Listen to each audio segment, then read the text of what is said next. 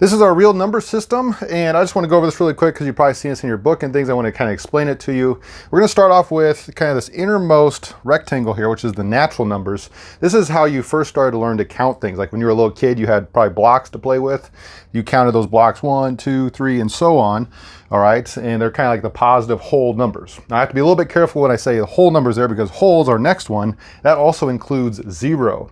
So it's going to be still now 0, but also 1, 2, 3. This blue blocks kind of includes all the natural ones as well. The one above that is the integers. Now we add the negative numbers, the negative whole numbers onto that. And then above that, we have the rational numbers. So these are going to be your like fractions or decimals that terminate or repeat. So this one terminates at 0.11, and that's it. Okay, this one is 7.131313. That's what that line above it means, is it's repeating. So these are all our rational ones. And on this side, we also have the irrational numbers. These are numbers that like maybe are your decimals that don't repeat, like 2.7182 keeps going and going forever, or pi 3.141592 just keeps going and going. Square root of 2, if you type that in your calculator, it keeps going on forever. Same thing with square root of 5.